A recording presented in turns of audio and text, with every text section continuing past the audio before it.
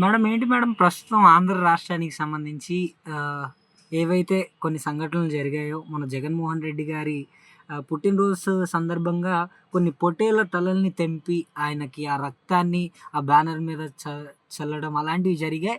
ఒక రక్తపాతాన్ని సృష్టించారనేసి టీడీపీకి సంబంధించిన వ్యక్తులు కొంతమంది హోమ్ మినిస్టర్ అనిత గారు కావచ్చు, మరి కొంతమంది మాట్లాడుతున్నారు.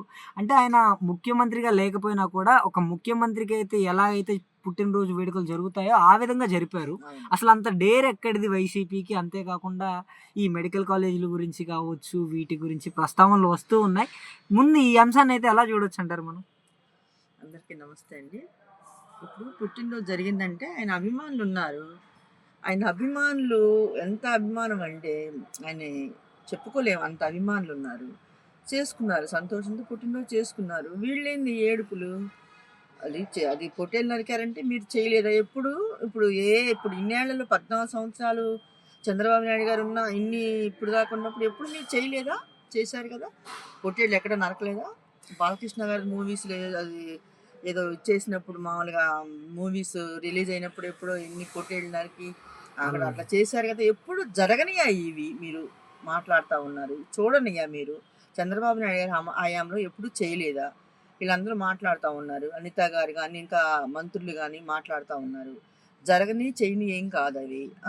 అవన్నీ కూడా ఇప్పుడు ఏంటంటే వీళ్ళు ప్రభుత్వంలో ఉన్నారు కాబట్టి కార్యకర్తలు వీళ్ళని ఒక బెదిరింపు చర్యలు చేయాలని చెప్పి అన్ని చేస్తూ ఉన్నారు. నరికి అట్లా వాళ్ళు చేసిన వాళ్ళని ఇట్లా నడిపించుకుంటూ వెళ్ళడం. వాళ్ళు ఏమైనా హత్యలు చేశారా? లేకపోతే ఇంకా ఏమైనా చిన్నపిల్లల్ని తీసుకెళ్ళి ఇది చేశారా? చేసిన వాళ్ళని మీరు ఎందుకు ఒక్కరోజు కూడా వచ్చి అనిత గారు మాట్లాడాలి, హోమ్ మినిస్టర్ గారు. చిన్నపిల్లల్ని తీసుకెళ్ళి వాళ్ళని చెప్పకూడదు, నోటికి కూడా రావు ఆ మాటలు. అవి చేసినారు. చేసిన వాళ్ళని ఏ రోజున మీరు పట్టించుకున్నారా?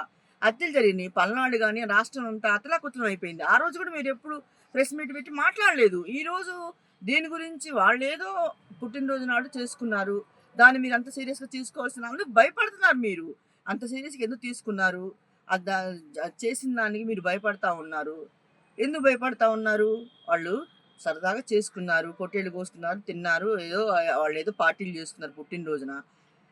దానికే మీరు భయపడతా ఉన్నారు. ఎప్పుడు జరగనిలాగా, ఎప్పుడు చేయనిలాగా, మీకేం తెలియని వాళ్ళు అమాయకుల్లాగా మీరందరూ కూడా మాట్లాడుతూ ఉన్నారు. చంద్రబాబు నాయుడు గారు కూడా వీళ్ళని వదిలిపెట్టము అట్లా ఇది చేసిన వాళ్ళని మాట్లాడుతూ ఉన్నారు. ఇది చాలా తప్పు. అనిత కూడా మాట్లాడుతూ ఉంది. జగన్మోహన్ రెడ్డి మమ్మల్ని బెదిరిస్తున్నావు, ఇక్కడ ఉంది సిబిఎన్ అని మాట్లాడుతూ ఉన్నారు అనిత గారు. ఇవన్నీ కూడా మీరు ఆలోచించుకోవాలి. మీ ప్రభుత్వం ఉందని మీరు మాట్లాడకూడదు. ఇప్పుడు మనం మన రాష్ట్రంలో ఉన్నాం కానీ వేరే దేశంలో పోయి మనం ఏం లేవు కదా. వేరే దేశంలో ఉన్న వాళ్ళని కూడా అట్లా ఇట్లా మీరు మన రాష్ట్రంలో ఉన్నాం కదా. జగన్మోహన్ రెడ్డి గారు కూడా సీఎంగా ఉన్నప్పుడు ఇలా బెదిరించలేదు కదా మిమ్మల్ని. మీరు ఆలోచించుకోండి, ఏం చేస్తున్నారు మీరు ఆలోచించుకోండి. అది అంటే ఇంకా ఈ ప్రైవేటైజేషన్‌కి సంబంధించి ఈ మెడికల్ కాలేజెస్ ప్రైవేటైజేషన్ చేస్తున్నామని చెప్పినా కూడా ఒక టెండర్ కంటే ఎక్కువ టెండర్స్ ఎందుకని రాలేదంటారు? అంటే టెండర్‌కి రాలేదంటే వాళ్ళే ఆలోచించుకోవాలి ఎందుకు రాలేదనేది. ఇప్పుడు ప్రైవేటీకరణ చేస్తే విద్యార్థులు ఇబ్బందులు పడతారు. ఇప్పుడు అంతంత డబ్బులు పెట్టి ఫీజులు కట్టి ఇప్పుడు మనం చదవాలంటే చదవలేము. ఎందుకు బడుగు బలహీన వర్గాలకి వాళ్ళు ఎందుకు అన్యాయం చేయాలనుకుంటా ఉన్నారు? ఇప్పుడు కోటి సంతకాలకు ఎక్కువ, 1,45,00,000 సంతకాలు వచ్చినాయి. గవర్నర్ గారి దగ్గర తీసుకెళ్ళి అన్నీ అయిపోయినాయి. మీరెందుకు దాని గురించి కూడా భయపడతా ఉన్నారు? అది కాదు ఇది కాదు అది చేస్తూ ఉన్నారు. మీరెందుకు భయపడాల్సి వస్తుంది? 1,00,000 సంతకాలు 4,00,000 అయిపోయినాయి. చంద్రబాబు నాయుడు గారు టెండర్లు పిలిచారు, మీరు వేయొచ్చుగా. ఇప్పుడు మీ హయాంలో ఉన్నారు, మీరు మంత్రులు మీరు అందరూ ఉన్నారు కదా, మీరు వేయొచ్చు కదా ఆ టెండర్లు. మీకు అంత సాహసం లేదు, అంత ధైర్యం లేదా? ఎందుకు టెండర్లు వాళ్ళ మీద బిలటం ఎందుకు? ఇవన్నీ కూడా మీరు ఆలోచించుకోండి. చంద్రబాబు నాయుడు గారు ఎంతమంది వచ్చి వీళ్ళు సంతకాలు పెట్టినా కానీ మీరు వ్యతిరేకంగా ప్రైవేటీకరణ చేస్తామంటున్నారు.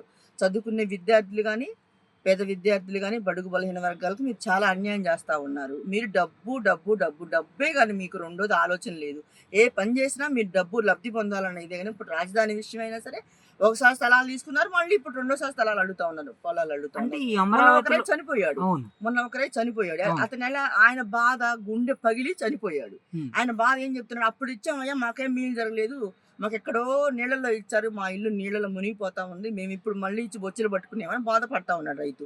ఆయన గుండె పగిలి చనిపోయాడు. అంటే ఆయన పెమ్మసాని ఆవేదన. ఈ పెమ్మసాని చంద్రశేఖర్ గారు వచ్చినప్పుడు గూడా ఎందుకు మళ్ళీ ఇంకొక ప్రాణాన్ని బలి తీసుకోవడానికి వచ్చారని కూడా మాట్లాడారు గదా! అడిగాడు. ఆయన చనిపోయినప్పుడు చూడటానికి వెళ్లారు వీళ్ళు. పెమ్మసాని గారు, ఇంకా హ్మ్. నారాయణ గారు, ఇంకా ఎవరో వెళ్ళినట్టున్నారు. హ్మ్. ఎందుకయ్యా ఇంకేం ప్రాణాలు మీకు కావాలి? మా ప్రాణాలు, ఒక ప్రాణం పోయింది, హ్మ్. హ్మ్. గుండె ఆగిపోయింది ఆయనకి. ఆయన బాధ.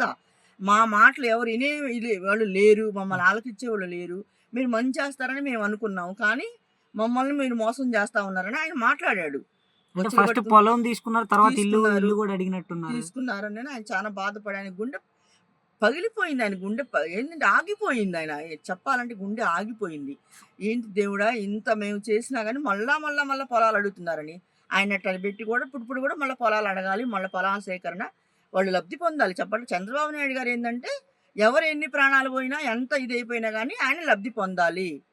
వాళ్ళు దోచుకోవాలి, తినాలి. దోచుకోవాలి, తినాలి. ఫైనల్‌గా రాబోయే రోజుల్లో ఎలా ఉండబోతుంది? ఇప్పుడు వంగలపూడి అనిత గారు కావచ్చు, కొంతమంది పార్టీకి సంబంధించిన వ్యక్తులే కొంతమంది మాటలు మాట్లాడుతున్నారు. రేపటి రోజున అసలకి నిజంగానే వైసీపీ పని అయిపోయిందా అని అనుకోవచ్చా మనం? అదే వాళ్ళు హ్మ్. నిజం చెప్పాలంటే వాళ్ళు ప్రభుత్వం లేనప్పుడే వాళ్ళ హంగామాలు, వాళ్ళ డ్రామాలు, వాళ్ళ నాటకాలు చూస్తా ఉన్నాం. ఇప్పుడు వాళ్ళు ప్రభుత్వంలో ఉన్నప్పుడు ఎలా ఉంటదనేది మన ప్రజలందరూ కూడా చూస్తా ఉన్నారు. ఎట్టి పరిస్థితుల్లో కూడా చంద్రబాబు నాయుడు గారు తొందరలోనే వ్యతిరేకత వచ్చిద్ది. రోడ్ల మీదకొస్తారు. ఈయన చేసే ప్రతి పని కూడా ఆరోగ్యశ్రీ తీసేశారు. రైతులకి ఇది లేదు. ధరకి ఏ పంటకి కూడా గిట్టుబాటు ధర లేదు.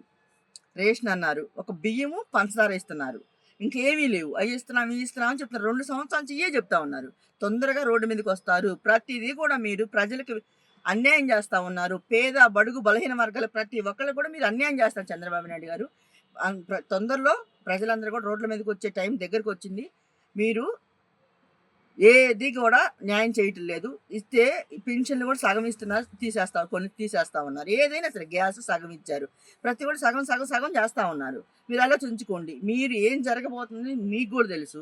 ప్రజలు రోడ్ల మీదకొస్తారు. చంద్రబాబు నాయుడు గారి ప్రభుత్వం కూలిపోవటం 100% జరగబోతుందది. వంగలపూడి అనిత గారికి ఏం చెప్తారు? అనిత గారికి ఏం చెప్తా, అనిత గారు ఆమె ఆలోచించుకోవాలి. అసలు ఆమె జగన్మోహన్ రెడ్డి గారిని ఇది చేసి మాట్లాడే ఆమె అంత ఆమెకి ఇది ఉందా? హ్మ్. ఇప్పుడు మీరు ఎలా వచ్చారు? ఒక టీచర్‌గా వచ్చారు. విద్యార్థికి బోధన. పాఠాలు చెప్పి మీరు టీచరు. ఇయాల మీరేదో ఊహించుకొని ఆయన వల్లనే మీకు హోమ్ మినిస్టర్ సీట్ కూడా వచ్చింది. జగన్మోహన్ రెడ్డి గారి వల్లనే మీకు సీట్ వచ్చిందని కూడా నేను నిజంగా చెప్తాను. ఎందుకంటే హ్మ్. జగన్మోహన్ రెడ్డి గారు 2 మహిళలకి ఇచ్చాడు మినిస్టర్. సుచరిత గారికి ఇచ్చారు ఫస్ట్. హ్మ్. తర్వాత హ్మ్. వనిత గారికి ఇచ్చారు. హ్మ్. తానేటి వనిత గారికి. హ్మ్. ఇచ్చారు. నేను ఇవ్వకపోతే బాగుండదన్న ఒక ఉద్దేశంతోటే చంద్రబాబు నాయుడు గారు మీకు ఇచ్చారు గానీ, హ్మ్. లేకపోతే జగన్మోహన్ రెడ్డి గారు గనుక ఇవ్వకపోతే హోమ్ మినిస్టరు హ్మ్. చంద్రబాబు నాయుడు గారు మీకు ఇచ్చేవాళ్ళు కాదు అని కూడా మీకు నేను చెప్తా ఉన్నాను. దానికి మీరు జగన్మోహన్ రెడ్డి గారికి థాంక్స్ చెప్పాలి గానీ, మీరు జగన్మోహన్ రెడ్డి అని ఏళ్ళు పెట్టి చూపించి అట్లా మాట్లాడటం చాలా తప్పు. ఆయననే స్తోమత గానీ, ఆయన నీకు గానీ లేదు. అనిత గారని కూడా చెప్తా ఉన్నా మీ ద్వారా అనిత గారికి. ఓకే. Thank you madam.